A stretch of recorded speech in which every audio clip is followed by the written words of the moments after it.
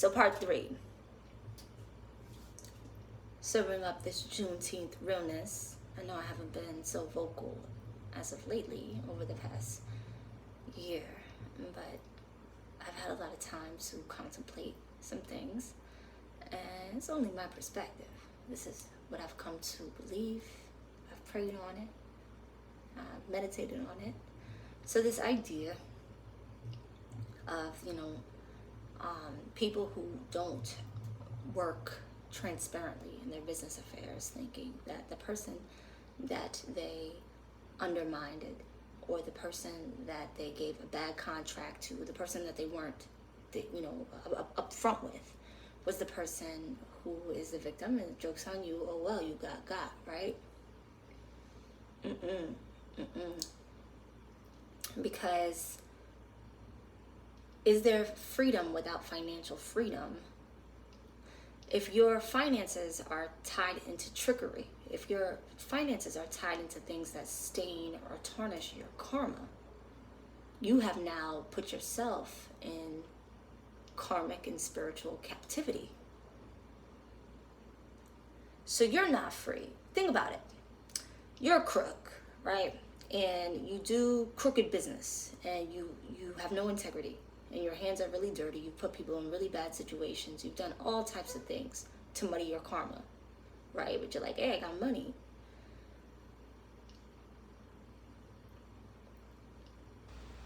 I have observed that these types of people have not gathered the level of maturity to understand that the law of cause and effect is always at hand, and they can deal with the advantages of being crooks, but they have a hard time dealing with the disadvantages of being crooks, which means that the emotional entanglement.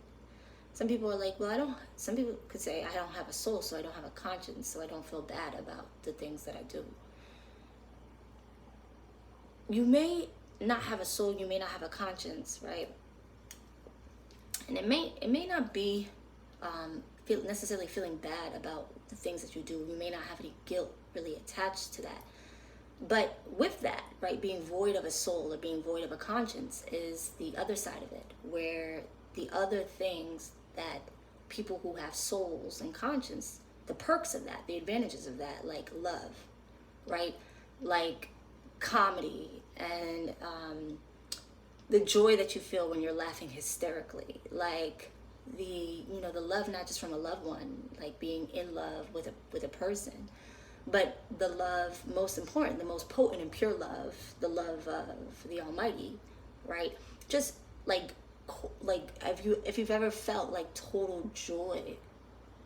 So being soulless, you can maybe do certain things and have no feeling of remorse or no conscience of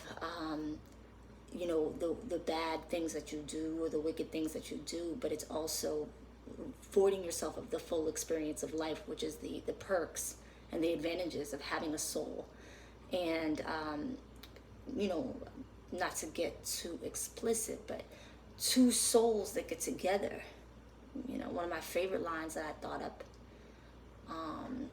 when I say I hit my soulmate up, it's time for soul mating. Like the idea, like I have my full soul. You have your full soul. The experience of that is not just going to be pleasure exclusive. It's going to be a soul bond. It's going to be like talking to the angels, like the divine love making, of like making love in heaven type thing. Making love to somebody with a full soul is a whole experience that people void of souls will not get to experience, right? So in that sense, I totally understand, because we're talking about Juneteenth. This is freedom, right? And people are like, yeah, I'm free to make love. Like, if you check my IG, I'm talking about what it is to be free, right? So I'm not going to get too personal, but I'll say this. I know that I'm free. But there are people who aren't so ecstatic about my freedom. And so the trickery was, I want her to say, what's the point of freedom? And I want everybody around her to say, what's the point of freedom? And we'll use her as an example right? To them, like, you could be free, but what's the point of freedom? You want to have this type of experience? What's the point of freedom? What's the point of being free? And that will be, right, masterminding a plan like that will be our way to manipulate the slaves into continuing to be paid slaves, whether they're high paid slaves or low paid slaves, or sometimes they're just slaves through their state of mind. Sometimes you don't even have to give people money to be your slave. They're just slaves, they're just willing slaves because we have socially engineered them to be so. So we don't even have to do too much work to be master manipulators. It's already the mental, subliminal, conscious and subconscious programming of your lack of freedom. Oh, I'm a woman, I'm only allowed to do this. Oh, I'm of this race, I'm only allowed to do that. We do this through culture. Culture is a cult. Culture, cult. Our culture is this. That means if you derive from that, you're not one of us, right? Through nationalism. Well, we're American, we're patriotic. We eat burgers and we drive Ford F-50s. But I'm like, but I'm plant-based. Well, you're not American. You're not a part of our cult, right? So it's like, if you derive from what is assigned to you by the dictatorship or the governance over your culture, that is a forfeiture of your freedom to a certain extent, right?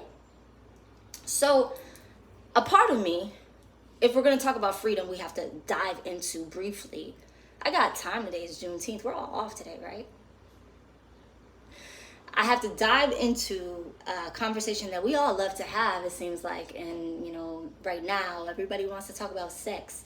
Everybody wants to talk about sex, sex, sex, sex, sex. Why is this culture so sexualized? Why are we so over-sexualized? Why is it like, that's a woman, that's a human being. Like, she could be the next, like, owner of your business. She could be the person who is managing the business. She could be the CEO, the CFO.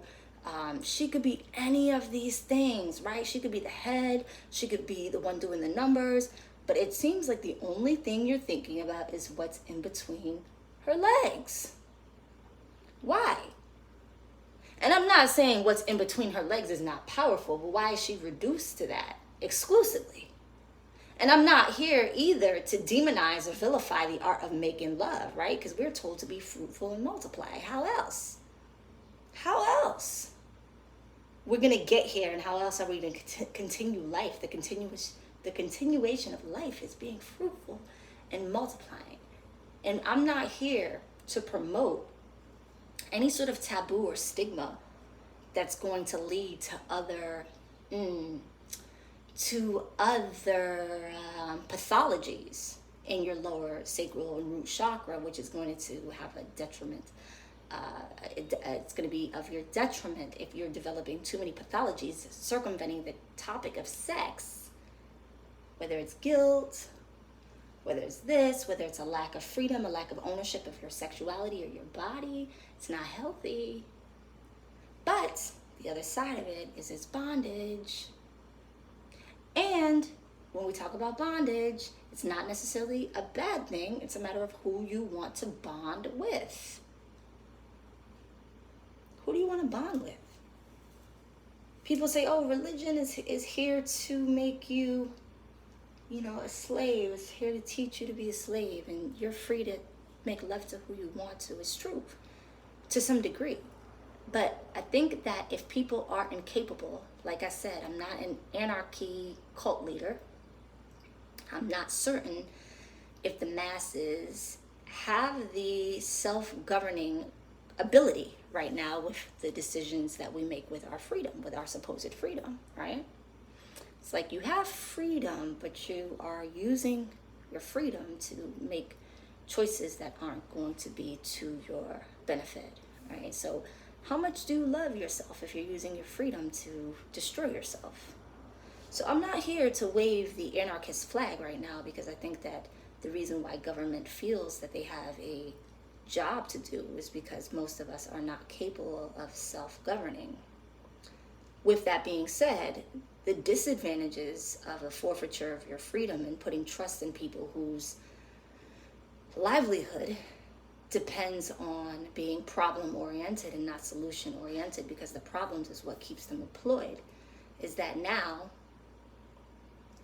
you are to some extent at their mercy of their integrity, and if they have none, then you're screwed.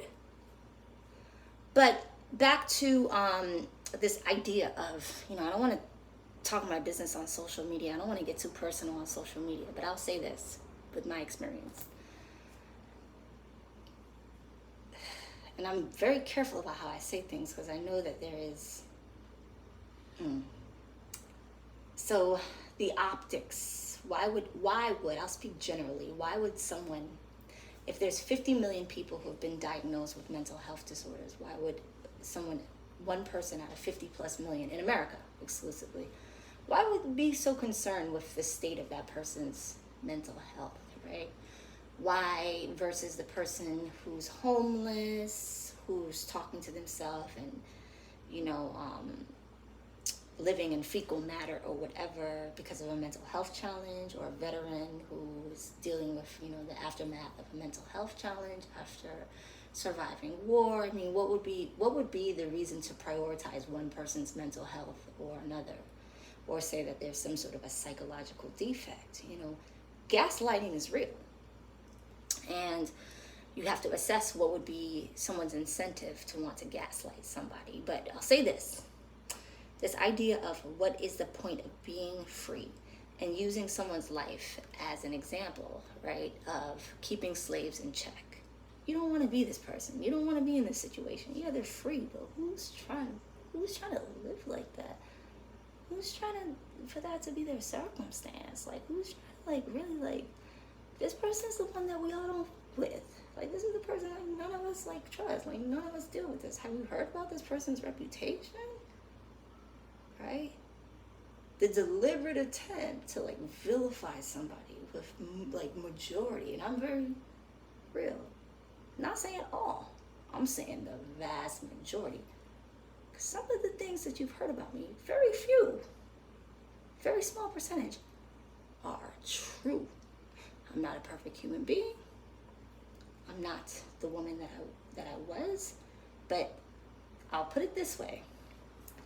Things that I've done in the past, in my darkest moments, are considered, stealing a cookie from the cookie jar compared to some of the people who are trying to put the scarlet letter on me, some of their deviances. So I say, look, I'm a believer. How much do I really believe?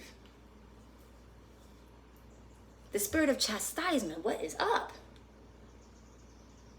What's up with the magnifying glass? Why am I being scrutinized to such a high level? I'm human just like everybody, and I live a very, interesting life as far as my, reservations and my discipline. Why is this? You know what I mean? If we're judged fairly, then you have some people who are look, I don't want to really be judged by the normal person's standards. Because some people are real. They're I have a superiority complex. And some people are I really do feel like I'm better than everybody else. Sincerely. In all honesty. In all transparency. Some people are if I'm going to keep it real, I'm arrogant. I believe I'm better than the majority of the people around me. So please don't hold me to your standards of mediocrity. Put the magnifying glass on me. Hold me by standards that you don't even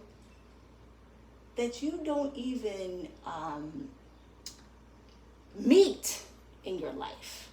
Because to me, all that does is reinforce your inferiority complex. You're judging me by standards that you can't even meet. Some people, I'm not saying that's me. I'm saying some people are please do not judge me by regular standards, because that means that I'm a regular guy or a regular girl. And I'm not. I'm better than you. So judge me by standards that are better than you, because I know that's what I am. Some people, that's their attitude, right? like, man, like, this is crazy. Like, wow, you know. And I'm praying and I'm like, you know, I'm just asking for the perspective that's going to allow me to really gain the most out of this experience with this idea. I shouldn't be shocked, because this is basically the identical circumstance of, like, Juneteenth comes, like, you're emancipated technically, but it's going to be like, what's the point of being free? Because you have no land, you have no nothing, you're 3/5 of a human being, you've been treated like that. So your reputation is being 60% of a human, stamped by us. That's your reputation. You're only 60% of a human. And then with the slave games that we put you through, the trauma, you know, is like, you're damaged. You're traumatized beyond belief. Who's going to want you now? Being this damaged, being this psychologically traumatized, broke, nothing, fresh off the plantation. We made it so you couldn't read, so you're dumb as rocks. No access to books because reading was a crime. What you gonna do? It's like you're free, but they're free technically, right? There's nothing new under the sun. So I'm like, most of the things that you've heard about me aren't true, but it's like, you know, it's like kind of like the same thing. Like, who's gonna, ain't nobody gonna want to take care of her. Who's gonna want the life that, with the things that we did, with the attack on this person's life, nobody's gonna take her serious. She's a joke. She's a laughing stock. We made it that way. That's our power, right? And that's how we've used our power generationally. No. You're not who you think you are. You're who we tell you are. If you're the laughing stock, you're the clown. If you're the fool, because we want you to be, you're the fool. If you're not wife material, because that's the role, that's the assignment that we've given you because we can't use you, no, we wanted you to be our whore. Who do you think you are? Thinking that you're better than that. You're arrogant, and we're going to shame you. We will humiliate you for not submitting to the assignment that we gave you. We will make your life hell. This is the environment, guys. This is what we're dealing with, and it's nothing new. So on Juneteenth, like, understand, and I'm not here to chastise anybody, but understand that your submission to what you've been selected to be, people who have basically stamped you as what they want you to be for whatever reason. It coddles their ego, for you to not level up, for you to not boss up. You know, you hear this administration talking about, yeah, we've created X amount of jobs. How many businesses have you created for specific demographics? And look at the statistics. Do we own the skyscrapers? What do we own? What's the rate of home ownership? What's the rate of marriage? Or have we been assigned certain things that we don't even want to be married? Right? And how do we place this as far as our longevity? And our ability to transform and transition into whatever the next stage is, economically and thrive in whatever the next era is. It's Juneteenth. We have the head of state who said, you know, well, 94 was a long time ago. And why are you bringing this up again? Like, 94 was a long, long time ago. But the question is, it's re-election year. Are you thinking that you're overstepping your boundaries by asking somebody to be accountable for what is the difference in mindset? What is the difference in mindset for somebody who really single-handedly, well, I mean, not single-handedly, it was a collective who really masterminded mass incarceration. But what is the difference in mindset? If crime is down, please fact check. Is policing down?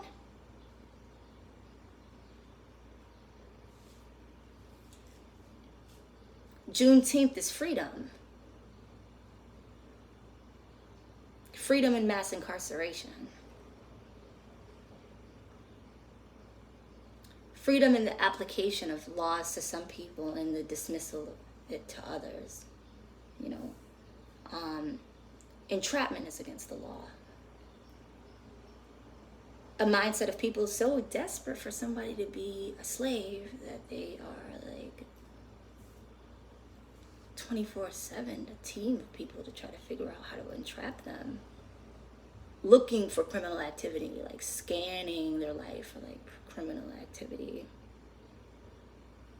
The economic war waged on them, like how are you going to sustain yourself, you know, like all of these things, you know. But freedom.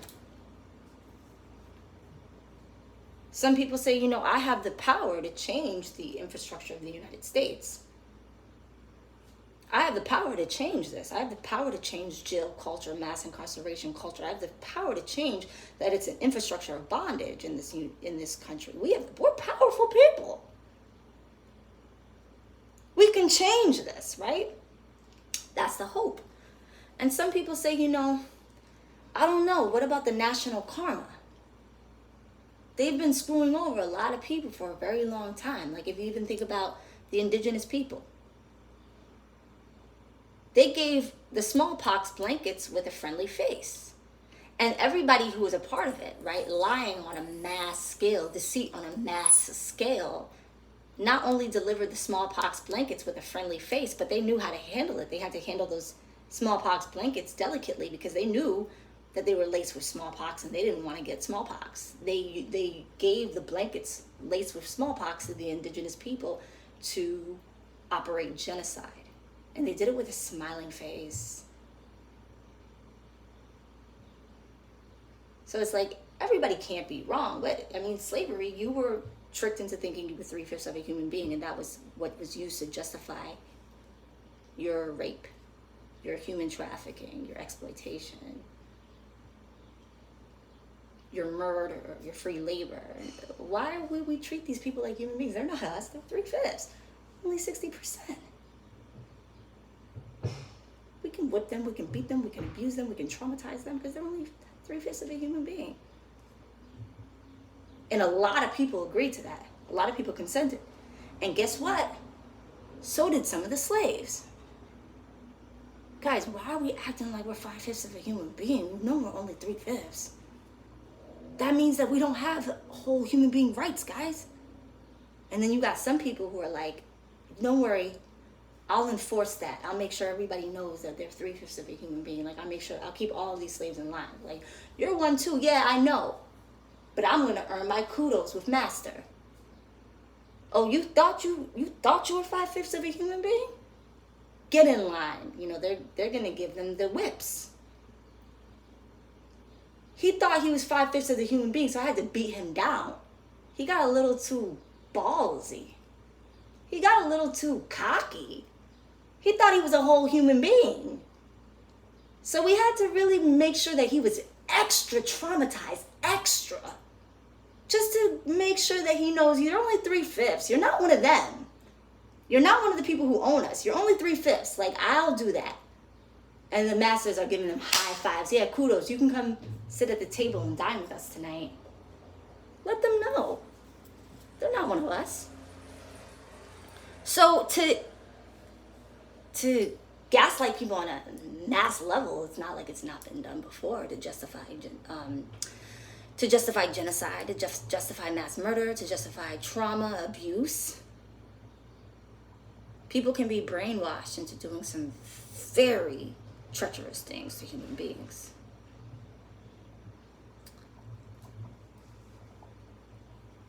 So right now, it's like, yeah, some of them gotta be free, but we want to destroy their lives. Let's destroy, first of all, professional reputation has to get destroyed. We want to make sure they have no ability to be able to feed or provide for themselves. Their social reputation has to get destroyed. I don't want them to see anybody as an eligible spouse. We don't really want them breeding. That's really the thing about it. We don't want them breeding. What else? To plan to make sure that everybody around them says, yeah, this person is free, but I'd rather just be a slave because I'm not trying to go through this. We'll harass them every chance that we get. Let's just destroy their lives. Like the audacity to think that you're good enough to be free. Like, you incarnated here for us to control you. And we're going to make it so that you may be free, but everybody around you is going to be like, what's the point of freedom? Have you heard about this person? Have you heard who's going to want them? And now the issue is, we did all these things to attack your life, but why are you still confident? We don't like the attitude, really. That's really the problem. We don't like the attitude. Like, we went above and beyond to, like, make sure externally, right? We use everything in our power to externally target this person and bombard them with the identity that we wanted them to have, and they didn't take that on.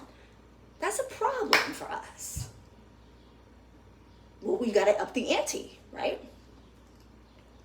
You, Jimmy, blah, blah, blah. You, blah, blah, blah, blah, blah. Let's get the task force. Follow them everywhere that they go. Stalk them. Harass them. Yeah, where are you going? Just make them feel not free. Like, just make them feel not free. Just make them feel unwanted. Just make them feel ignored. Just make them feel unimportant, insignificant. Just make them feel that way. But in the conversation of Juneteenth, as I started this conversation, you have to figure out what percentage you ingest of everything external that is created for you to feel a certain way. You have dominion over how you feel. You have dominion over who you keep company with, the books you read, the music that you listen to, the vibe that you create for yourself. You may have people who are like, yeah, let's just, in the morning, first thing as soon as they wake up, let's just mess with them. Why? Because I want to control them. And at the very least, I can control them emotionally. I can do things that are horribly oppressive to them and have them emotionally entangled. Right? And that's my control over them, their emotions.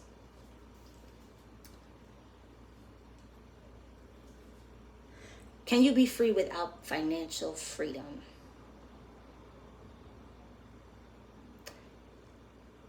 Emotional freedom. Knowledge is power. Knowledge applied, as Master Herbalist, the Guru says, is power. Knowledge is power, but knowledge applied is really power. Knowing that, right? Just the small information, knowing that the average American is $90,000 in debt, but they want you to feel poor, but everybody's poor. When you see most people having, it's flaunting their debt, with the average American being $90,000 in debt and America being trillions of dollars in debt. What is wealth? Then when we apply that globally, we can talk about a lot of third world nations, people who came, they fled third world nations, they came to America because America economically sabotaged the third world nations. So as people are it's like the culture. Actually, I was listening to Top 30 today. On a side note, it's like a lot of country songs. Country is taking over. It's like out of the top 30 most popular songs, it was like over 10 country songs. Interesting. But specifically with rap music, which I love, hip hop I love, it's like always about broke, broke, broke, broke, broke. But the world is broke. Globally, like most people are poor. Most people in America are living paycheck to paycheck. Most people in America are $90,000 in debt. If America's trillions in debt, America's poor. But the mindset, right? The mindset. Yes, you can be free. Freedom is a mindset, and knowledge is power, and knowledge applied is power. Meaning, if you really know these monetary statistics, you're not going to feel like you're the only one. You're going to realize that majority of people are having your identical, if not worse, financial experience. So I'll say on this Juneteenth in closing, because I had some time, it's Getting into 30 minutes now. I've been talking to you guys almost for an hour on this June. I have a lot to say. What can I say? I have a lot to say. I guarantee you, the more you learn about yourself, the more you learn about your abilities, the more you learn about the state of your environment, socially, what's contrived, and you get to the real nitty gritty, get the statistics, get the real knowledge, you're going to feel a whole lot better about yourself, and you're going to feel a whole lot more free. Happy Juneteenth, everybody.